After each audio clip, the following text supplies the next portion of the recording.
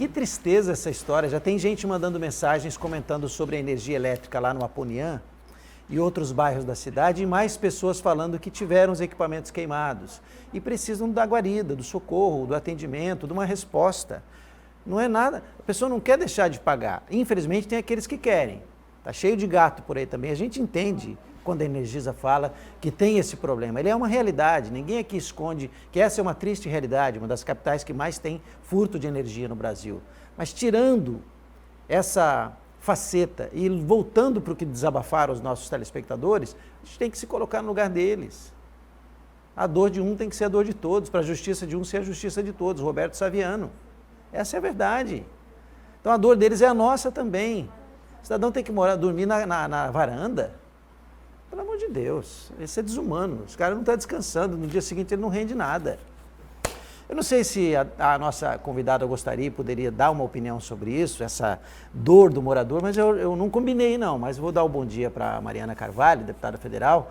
A gente entra já na pauta pandemia, que foi o destaque da chamada, mas ela estava assistindo, talvez também tenha se compadecido desses moradores e a sua realidade. Bom dia, Mariana, seja bem-vinda. Bom dia, uma alegria poder estar aqui com vocês no obrigado. SBT Rondônia, muito feliz por você como apresentador, né? Obrigado. Mas começando o programa com essa notícia triste da nossa realidade aqui do Estado. Inclusive, eu tenho um projeto de lei que apresentei na Câmara, certo. Ele está em tramitação para que as empresas sejam responsáveis pelos custos desses aparelhos que sejam queimados, porque não é justo você ter o aparelho ali queimado, passar por essa situação constrangedora que você passa e depois ainda ficar com todo o prejuízo desses aparelhos que acabam sendo queimados por culpa da empresa. Então, dessa forma, eu apresentei um projeto, ele está tramitando, a gente sabe que a tramitação na Câmara acaba sendo demorada, por entender que isso é uma responsabilidade da empresa. Então, a gente espera que, a partir do momento que seja aprovado, e até mesmo antes dele ser aprovado, que no caso aqui em Rondônia, tem essa sensibilidade nesse caso de entender que é uma grande responsabilidade dela de poder reparar esses danos causados por essa queda de energia. Porque é triste ver essas histórias. Muito, né? Muito triste. Chega realmente, dói nosso coração de saber o que essas famílias passam, e hoje a gente não dá para acreditar no momento que a gente vive com as nossas hidrelétricas, com todo o nosso, a nossa estrutura que fornecemos energia para fora do país, a gente passar por uma situação dessa. Não é justo mesmo, e ainda com custo de energia tão caro e altíssimo, que essa é uma das nossas batalhas na Câmara também. Eu me lembro, Mariana, e você tem essa veia política de família e conhece muito bem a realidade de Rondônia, que muito recentemente falava-se que Rondônia, para poder evoluir, crescer, sair, virar a chave, tinha que cumprir o tripé: energia, logística e comunicação. Isso já é uma realidade. Energia sobrando, a logística já bem mais acentuada com estradas que podem ser duplicadas. E a comunicação hoje é outra. O envio de dados, a chegada de dados, upload, download é muito melhor do que era alguns anos atrás. Então não tem tanta desculpa assim, a nossa realidade hoje é melhor, né? Sem dúvida, a gente já avançou muito e a gente vê que cada vez mais estamos avançando nisso. Posso dizer aqui que não só uma luta minha, mas uma luta da bancada federal na questão das nossas rodovias. Hoje a gente tem um ministro na infraestrutura, o ministro Tarcísio, que a gente tem que fazer um reconhecimento do seu olhar para o nosso estado de Rondônia, que isso também é muito essencial. Quando a gente manda e vai para as reuniões e levam as demandas, ele sempre tem essa sensibilidade. Agora, em breve, vamos ter aí a nossa ponte ligando Rondônia ao Acre, que também é uma grande vitória do desenvolvimento de Rondônia, e temos essa possibilidade grande da nossa ligação para o Pacífico. Então, realmente, eu fico extremamente... posso dizer a você, engajada em acreditar nesse desenvolvimento que acontece e principalmente em poder ver a comunicação acontecendo. Ontem, inclusive, eu tive com o prefeito de Porto Velho, onde eu levei uma notícia que o ministro das Comunicações está trazendo a Rondônia 4 pontos de rede Wi-Fi nesse momento para os nossos distritos. Alguns distritos serão beneficiados com essa rede de Wi-Fi, e é algo que a gente precisa saber, que a comunicação também, através desse momento da pandemia, foi algo que a gente precisa estar ligado com a tecnologia, com as redes de Wi-Fi, de comunicação, e levar essa comunicação aos nossos distritos, que tanto também pedem por isso, por informação. Ao falar do ministro Tarcísio, me fez lembrar de outra demanda. Qual a opinião da deputada Mariana sobre a abertura da estrada que liga Porto Velho a Manaus? Isso é uma luta também, eu não posso dizer só minha, mas da bancada. Todos nós temos aí essa visão positiva e que é necessária, né? Então, até mesmo o ministro tem essa visão, tem trabalhado para isso e a gente tem juntado aí as forças políticas para que a gente possa ter aí em breve essas notícias positivas para essa abertura. Essa força política, deputada, o que houve, o que ocorreu, que nem tudo correu tão bem quando o assunto é pandemia? Foram meses de divergências, de desinformações, muita fake news, e lá na ponta, lá para o morador, muita gente morrendo, nem sempre o atendimento aconteceu como deveria. O que houve, na tua opinião? Eu acho que são vários motivos, né? Primeiro, que eu acho que ninguém acreditava que ia chegar com tanta força isso no nosso país.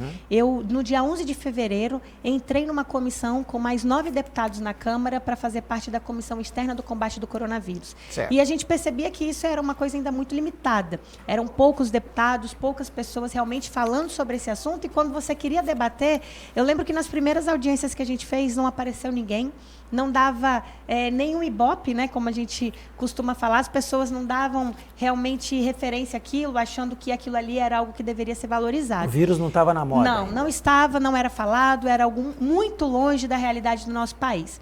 E depois disso veio a questão, não ter informações corretas, a ciência está ainda buscando essas informações e até hoje, com esse momento, a gente não tem nada muito concreto do que realmente é, do que não é. A gente vê as vacinas, que é algo que eu tenho lutado muito e tenho tido esse engajamento tanto com a Fiocruz e tanto também no Butantan, em São Paulo, para que a gente consiga trazer essas pesquisas e o mais rápido possível que as vacinas cheguem no Brasil e que cheguem aqui em Rondônia. Então, estamos lutando com isso, tanto que conseguimos uma medida provisória com o presidente Bolsonaro de R$ 2 bilhões para essas vacinas chegarem. Mas o grande desafio também, eu percebo que é uma questão política. Essa questão de brigas políticas, partidárias, elas acabam prejudicando o processo até mesmo de combate ao coronavírus. Então, se um governo não se dá bem com as prefeituras, acaba tendo, aí a gente vê, às vezes, situações no Brasil inteiro de pessoas querendo, parece que o negócio dê errado para poder dizer que é uma culpa do governo. Não dá para a gente politizar, nesse momento, o combate ao coronavírus. Tem que ser uma união de todos, uma parceria de todos e, principalmente, o cuidado de todos também. Porque a gente cuidar da gente, a gente está cuidando dos outros, né? Então, a gente tem que ter essa responsabilidade de saber que, nesse momento, não dava para politizar e foi muito politizado o combate do coronavírus e ainda está sendo. A gente percebe, por discussões, por opiniões, acabam levando. Eu acho que tem apenas a ciência, não dá para você politizar a ciência. Enquanto tiver a ciência estudando e a ciência tiver algo concreto, não dá para a gente poder ficar levando para um lado e para o outro apenas por política. E, lamentavelmente, de um modo geral, a população parece que cansou tanto dessa história de quarentena, de máscara, de tudo que envolve a pandemia, e as pessoas voltaram ao normal, né? Ou quase. O resultado isso, né? foi agora, né? No feriado do dia 7, a gente vendo em todos os canais de comunicações, na internet, todos os locais muito cheios, lotados de pessoas, e me preocupa que a gente vai ter um resultado para saber o que será resultado disso daqui a uns 15 dias, como será que vai acontecer o resultado dessas aglomerações que aconteceram no país. Não te incomoda, deputada, a imagem de um espaço alternativo cheio e as escolas vazias, sem crianças na carteira? Incomoda muito porque até mesmo, acredito que quando as aulas começarem a voltar, a gente vai ter que saber fazer as regras, né, nos momentos diferentes, com as adequações necessárias, com o uso de máscara, com os distanciamentos. Eu acho que muita coisa daqui para frente vai mudar, mas não dá para a gente ver as ruas lotadas, as praias lotadas, os shoppings lotados e falar que as escolas são locais ainda de perigo às nossas crianças. Então, realmente... Parece que o vírus só age no ambiente da educação. Se ele escolhesse, né? Os lugares aonde ele vai escola... estar, né? E ele está em todos os lugares, está espalhado em todos os lugares. Então, acho que essa responsabilidade nós temos que ter e nos preocupa, porque estamos perdendo. Não estamos perdendo pessoas só que ouvimos falar. São amigos, são familiares. Todos os dias eu recebo notícias de pessoas próximas que estão deixando a gente aqui porque foram vencidas pelo vírus. Então, assim, eu tenho sentido e não é para dizer, não, ela só pega pessoas mais idosas, não tem idade. Eu perdi, nesse momento da pandemia, amigos jovens, crianças que acabaram falecendo também, e da mesma forma também idosos. Então, acho que ele não tem escolhido. Ele, infelizmente, tem sido vencido, né, vencendo aí pessoas de todas as idades. Então, realmente, isso é muito doído, e são pessoas próximas que deixam muita dor na gente, deixam dor nas suas famílias, e por isso talvez a minha dedicação tão grande desde fevereiro nesse combate do coronavírus, em fazer parte dessa comissão, para mim é um grande desafio. Eu até tenho falado assim, você quer ter o poder de conseguir salvar essas vidas. Eu não quero ver números aumentando no nosso país, nem aqui em Rondônia, nem perder mais amigos, nem perder familiares. Eu quero que a gente possa salvar mais vidas. Então as respostas de quem governa têm que ser mais rápidas. Sem dúvida, tem que ser mais rápida, tem que ser mais ágil, e que a gente tem que deixar um pouco essas brigas políticas para um outro momento, e não para um momento que é um combate para salvar vidas no país e no mundo. O Congresso consegue funcionar nesse período? Como é que está o trabalho? Porque presencialmente não é possível, né? Está funcionando bem. Posso até dar um exemplo dessas leis todas que a gente apresentou através da comissão, quase todas aprovadas, quase todas tramitando, muitas delas necessárias e com urgência. A gente conseguiu fazer um sistema remoto, né? Então ele tem funcionado bem, inclusive por eu ter tido vários projetos que foram aprovados, inclusive na semana passada eu tive um projeto também de combate à corrupção que foi aprovado, 1485, para dobrar as penas para quem cometer crime contra a administração pública no período de pandemia, e por isso eu acabei estando presente por esse fato da articulação com os líderes para que a gente conseguisse essa aprovação. Mas tem funcionado muito bem através de sistema remoto, e além disso a nossa comissão também tem funcionado. A gente, independente de partidos políticos, a gente conseguiu fazer um grupo de trabalho através dessa comissão que conseguiu ver a necessidade dessa união. Então, a gente conseguiu deixar partidos políticos de lado e olhar num bem maior, e principalmente no combate ao coronavírus. Deputada, dos 3 temas que nós destacamos agora, já comentamos aqui, que é o da energia elétrica, mas no começo do programa a gente falou sobre o preço do combustível. Embora ele tenha registrado uma pequena queda, é uma queda que ainda beira os R$4, ou seja, então não é uma Brastemp, né? Qual a tua opinião sobre essa carga tributária? O que incide, por exemplo, sobre o combustível que a gente paga tanto, o leite que está muito caro? Como que a deputada Mariana Carvalho visualiza essa realidade? Eu vejo ela de uma forma muito fora da realidade da população brasileira. Não dá para a gente poder falar sobre um assunto e colocar uma carga tributária tão alta em coisas tão simples e básicas, que é do dia a dia, usual, né, do brasileiro. Eu sou completamente contra. Eu acho que a gente tem que fazer com que essas cargas elas sejam menores, e principalmente que elas possam ficar viáveis ao bolso do consumidor, e principalmente do brasileiro. E eu até mesmo posso dizer aqui que sou uma defensora dentro do Congresso. Inclusive teve um levantamento dos deputados que mais têm projetos de leis a favor do consumidor. Sou essa deputada na Câmara hoje e fico muito feliz de estar nessa causa. Inclusive sou presidente da Comissão do Superendividamento, que acredito que, se a gente tiver oportunidade de falar desse projeto tão importante, onde falamos de um Brasil que tem 60 milhões de pessoas endividadas. Então, verdade. Esse é um grande desafio que nós temos. E o que me preocupa ainda é que, nesse momento da pandemia, estamos falando que vamos ter um aumento maior, porque 60 milhões de endividados nós tínhamos antes do início da pandemia. Imagina agora. Depois da pandemia, com a quantidade de desempregos acontecendo, esse número com certeza vai aumentar muito, e precisamos estar preparados para isso. Deputada, me dói porque o Ricardo Amorim publicou hoje no Instagram os números da queda de vagas e trabalho e empregos na iniciativa privada, e nesse período, curiosamente, um aumento no número de empregos públicos. Eu sei que o poder público precisa contratar, aqui ninguém também é alienado a esse ponto, mas é um disparate, assim, é um antagonismo que nesse período me incomodou quando eu vi os dados. Vagas ocupadas para serviço público, para contratados via concurso, e muito poucas vagas surgindo para a iniciativa privada. Essa reforma administrativa também tem que acontecer, né? Sim, muita coisa precisa acontecer. Agora, claro, que em alguns pontos a gente vai ter que olhar, como foi apresentado na semana passada, que possa ter um olhar também que saia um pouquinho também de todos os locais, que sejam dos políticos, que sejam de alguns segmentos também. A gente precisa olhar, não dá para ser só num segmento, precisa ser em todos. Mas ela é necessária, é uma reforma que precisa acontecer, uma reforma muito antiga, atrasada.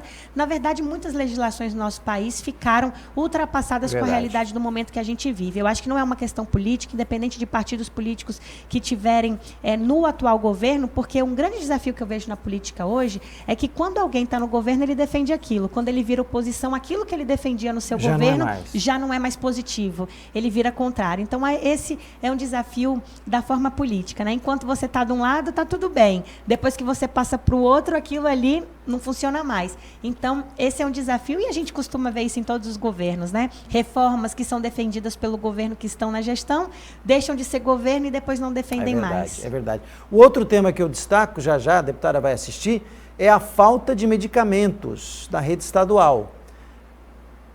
A pauta foi dada por um telespectador, parece que é o Lazepam o nome do remédio, se não me falha a memória. O nome do telespectador é Modesto. E nossa equipe está lá buscando saber se falta mesmo e por que falta. E não poderia faltar. Não pode, né, deputado? Até na tua família, você tem ligação com a área da saúde, medicamento é básico, né? Não pode faltar, né? Aqui a mensagem. Domingos, queria saber por que está faltando remédio. Obrigado, Cléo. Na farmácia do governo, eu pegava remédio, o meu controlado, Olanzapina, de 10 mg, 10 miligramas, Modesto. Eu acertei o nome dele, errei o nome do remédio, perdão. Não tem previsão de quando vai chegar, já, a Júlia está já vai falar, né? Ótimo, Júlia, aguardo ansioso essa resposta e o seu Modesto ainda mais e muita gente, né, deputada? Porque essa é uma realidade no Brasil todo. Sim, não uma realidade só de Rondônia, é uma realidade que a gente vê em todo o país, de falta de alguns medicamentos. E esse é um grande desafio que nós temos, até mesmo pelos processos muitas vezes licitatórios. E um grande desafio que eu sempre falo, que nós temos aqui no país, é que nós temos 3 milhões de pessoas que são pacientes raros, né? Tem algum tipo de doenças raras. E o grande desafio é conseguir fazer com que esses medicamentos também cheguem no país. A gente tem uma legislação na Anvisa que acaba tendo um processo e uma demora muito grande e que se tem que entrar na justiça para conseguir os medicamentos aqui. Precisamos mudar isso urgente. Foi mudado no período de pandemia, mas que possa continuar depois do período pós-pandemia. E olha o que a deputada Mariana está falando, gente. Tem que entrar na justiça para conseguir medicamento, o outro teve que entrar na justiça para conseguir que ressarcisse os equipamentos dele que foram queimados, ele não conseguiu, teve que bancar. É muito entrar na justiça, tudo muito judicializado, quando o atendimento de quem governa, ou o atendimento, inclusive, de quem oferece serviços privados, poderia ser mais ágil, poderia ser mais humano, poderia ser melhor. Dentro das reformas, deputada, só para concluir nossa prosa, tem a da reforma política também, a reforma partidária. Eu imagino que te incomoda saber que tem muita gente que teve muito voto e não conseguiu se eleger porque a legenda tinha os votos e elegeu mais gente, mesmo com poucos votos, enfim. Fora esse problema, tem todo um problema de um país com partidos demais, precisa dar uma enxugada, sem ideologia, sem proposta, sem significado. Só ter o partido por ter o partido também está errado, né, deputada? Sim, isso é um grande desafio. E eu, como presidente de partido, a gente luta por algumas mudanças, por perceber. Talvez quando você não está tão na frente de uma presidência de um partido, você não perceba tanto esses desafios. Mas, a partir do momento, vou dar um exemplo que você percebe com muita facilidade. A dificuldade de ter mulheres candidatas. Nós temos uma legislação hoje que obriga 30% dos candidatos serem mulheres. Nós temos essa dificuldade em todos os locais, não é só aqui em Rondônia, é fora daqui. Isso é um incentivo que a gente precisa dar às mulheres. E quando você conversa com alguma mulher que ela quer ser candidata, o grande desafio é: meu marido não deixa, minha família não quer, eu adoraria participar. Então, isso também é algo que prejudica. E nessas eleições a gente vai ter um teste, que não vai ter mais coligações, né, para as eleições. Por exemplo, vereadores antes que tinham coligações com vários partidos, hoje os partidos. Isso vai fazer com que muitos partidos, não só aqui no estado de Rondônia, mas em outros estados também, não consigam fazer vereadores em todos os municípios. Isso vai ser muito complicado. Nominatas não foram formadas em todos os municípios. Em todos os locais, né, a gente conversa com os presidentes partidários daqui, de fora de Rondônia, e é um desafio que a gente vai ter aí esse teste nessas eleições. Deputada Mariana vai acompanhar comigo a participação da Júlia e já ela vai me responder como é que essa representante da bancada feminina vai se comportar nessas eleições desse ano. Vou perguntar para ela, ela sabe que eu ia perguntar isso, é óbvio, né? Não precisa combinar, para qualquer jornalista perguntaria isso para Mariana Carvalho, se é fato que ela foi cogitada ou ventilada a possibilidade de ser candidata a prefeita de Porto Velho. Já ela responde para a gente, porque agora, deputada, nós vamos com a Júlia Scherer aqui na tela do SBT Rondônia para falar da farmácia do governo e a falta de medicamentos. É isso, Júlia? Bom dia. Olá, Domingues, muito bom dia para você, para a deputada Mariana Carvalho, para todos os nossos telespectadores. E eu estou aqui para poder falar de uma reclamação, Domingues, que nós recebemos no SBT Rondônia esta semana, através de uma mensagem enviada pelo seu Modesto. E eu vou pedir para colocar a mensagem que o Modesto enviou para o nosso programa e vou ler ela aqui também. O Modesto dizia o seguinte: bom dia, Domingues, eu queria saber por que está faltando remédio na farmácia do governo, onde eu pegava remédio, inclusive o controlado. Está em falta o Lazampina de 10 miligramas, Modesto de Porto Velho, e ele disse também que não tinha previsão de quando vai chegar, que era o que tinham dito para ele, que esse ano não viria mais o remédio. E, seu Modesto, nós entramos em contato com a Secretaria Estadual de Saúde, a CESAL, buscar informações a respeito da sua situação. E já temos uma resposta. A Secretaria Estadual de Saúde disse que está realmente em falta a medicação desde o final do mês de junho e que o medicamento ele é fornecido pelo Ministério da Saúde, mas que o Ministério da Saúde não finalizou o processo de compra.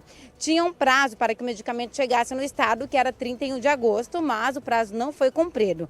E que agora a expectativa é que o medicamento, então, seja entregue até dia 15 deste mês, somente para os pacientes cadastrados. Júlia, está me ouvindo? Júlia, é bom pela sinceridade e ruim pela realidade, né? A gente pesa a favor a sinceridade, não tem mesmo, não vamos mentir. Mas a realidade é triste de saber que não tem por hora e pode acontecer de muitos medicamentos também estarem faltando, né? Isso mesmo, Domingues, né? É fato que não há um medicamento, foi confirmado pela Secretaria de Estado de Saúde, que jogou a bola para o Ministério da Saúde, que não finalizou o processo de compra. E esse é um dos medicamentos que a gente recebeu a denúncia aí do seu Modesto, né? Vai saber quantas pessoas também estão enfrentando esse mesmo problema, com dificuldade em acessar medicamento que deveria ser distribuído pelo governo do estado. Olha, Júlia, trate de se preparar, porque eu acho que você vai voltar para esse enquadramento mais vezes nos próximos dias, porque a informação que nos chega é que há sim falta de muitos outros medicamentos. Mais alguma informação para concluir a tua participação, Júlia, com o nosso agradecimento daqui? Domingos, por enquanto são essas informações que a gente tem, né? E vamos aguardar agora esse prazo do dia 15 deste mês, acompanhar se essa medicação vai realmente ser entregue nesse prazo ou se vai acontecer como o último prazo, que era 31 de agosto e o remédio não chegou. Obrigado, Júlia. Bom trabalho para você. Deputada, acompanhamos. Queria saber a tua opinião sobre esse relato ao vivo e de alguém que está sofrendo. Sim, e esse não deve ser só o caso dele. Realmente devem ter várias pessoas sem medicamentos, e não só esse medicamento, mas como outros medicamentos também. Seu Modesto acabou fazendo esse relato do que tem acontecido com ele, mas isso deve ser o caso de outras pessoas. E é um grande enfrentamento até que o Ministério da Saúde está tentando já resolver. E o desafio é que chegou num momento onde teve mudanças de 3 ministros da saúde, os processos, as pessoas, então isso realmente deve ter atrasado essa compra desses medicamentos. Isso aconteceu ainda mais porque, em um certo momento, deram prioridade a alguns medicamentos do momento do combate ao coronavírus, compras de respiradores, e aí com isso deve ter feito com que ocorresse esses atrasos. Então, inclusive, já vou entrar em contato hoje com o Ministério para saber se esse prazo realmente do dia 15, ele é real e se teria como fazer algo antes ou ver um quantitativo para poder atender, como um exemplo, o caso do seu Modesto aqui em Porto Velho. Então, nós vamos tomar a liberdade de já fazer o apelo para mais telespectadores, moradores de Rondônia que tenham realidade parecida, falta de medicamento X ou Y, já nos fale, mande mensagem, nós queremos fazer uma lista, um checklist para cobrar no bom sentido da palavra, porque esse também é nosso papel, entendendo o ponto de vista que a deputada trouxe, que realmente houve uma prioridade de outros produtos, mas nem só de Covid morrerá o homem, né? As doenças continuam, os acidentes continuam, diabetes, hipertensão, problemas respiratórios. As pessoas continuam com doenças, elas não pararam, vamos parar agora porque chegou o coronavírus, então as outras doenças ficam de stand-by. Não acontece isso. O sofrimento continua, os medicamentos precisam chegar.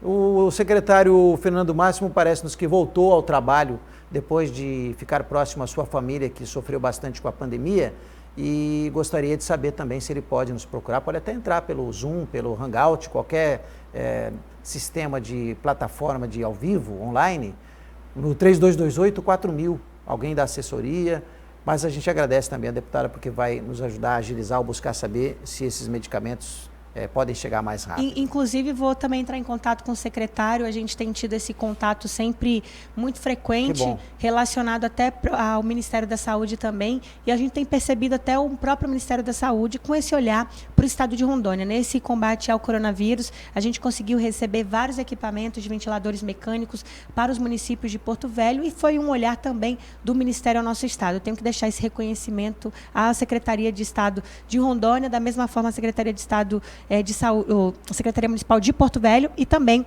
o nosso Ministro da Saúde, que conseguiu fazer com que todos tivessem esse envolvimento no combate ao coronavírus. Deixa eu falar com a presidente do PSDB agora, então. Semana passada fui gravar para a estreia do programa, eu já contei essa história, vou repetir porque ela é muito engraçada.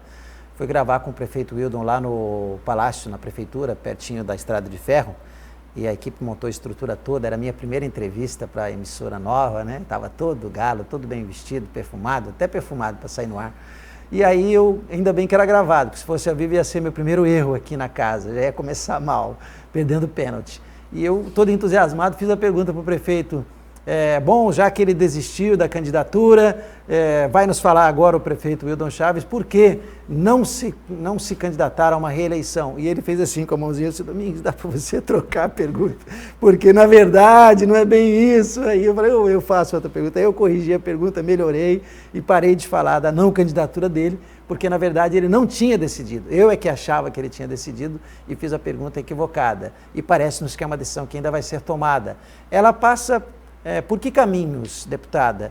Também por uma possível candidatura da Mariana Carvalho? Na verdade, essa decisão do prefeito é algo que ele não expressou nada que não seria candidato, né? Não tem fala dele, é apenas algo que todo mundo espera que ele possa ser candidato ou não ser candidato. Como ele não teve, em nenhum momento se manifestou com a sua candidatura ou não candidatura, criou-se uma expectativa em toda a população e principalmente na imprensa. É verdade. Mas a gente tem muita vontade, sim, com a eleição do prefeito Wildon, até porque quem acompanha está vendo Porto Velho nesse momento, ele quando pegou a prefeitura num momento e a gente já percebe que ele termina esses 4 anos em outro momento, conversando mesmo, lembrando de há 4 anos atrás, Porto Velho precisava de 550 quilômetros de asfalto que faltavam ser asfaltados. Ele terminará esses 4 anos de mandato com metade dos asfaltos acontecendo em Porto Velho. Então a gente fica com essa esperança de mais 4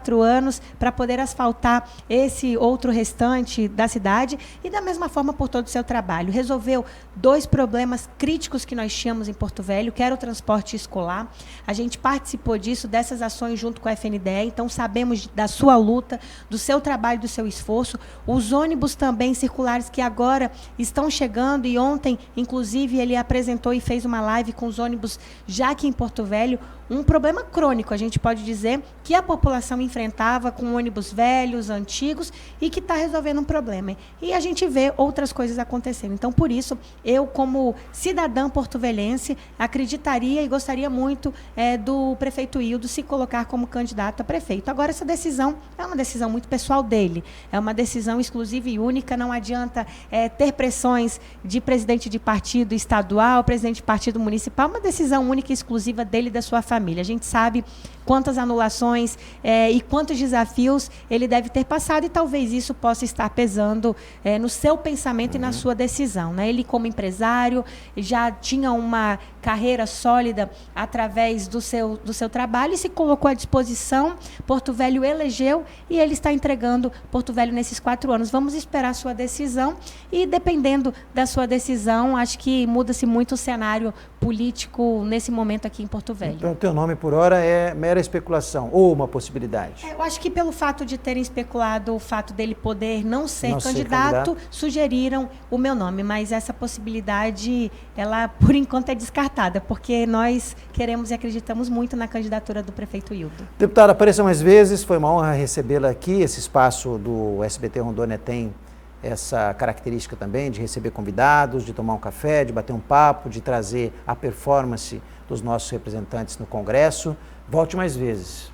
Obrigada, eu quero te desejar sucesso, Obrigado. agradecer ao SBT pelo espaço, a Luciana, ao Ismael, a todos que sempre nos recebem, a toda a equipe que faz parte e que sempre estão atrás da câmera também, fazendo com que as mensagens cheguem a toda a nossa população. Dizer da alegria que é poder estar aqui. Obrigado. E vamos continuar em Brasília ou aqui em Rondônia trabalhando em prol do nosso estado, com muita vontade e força, e que a gente possa combater esse momento do coronavírus, cuidando da gente, cuidando dos outros também. Obrigado, deputada.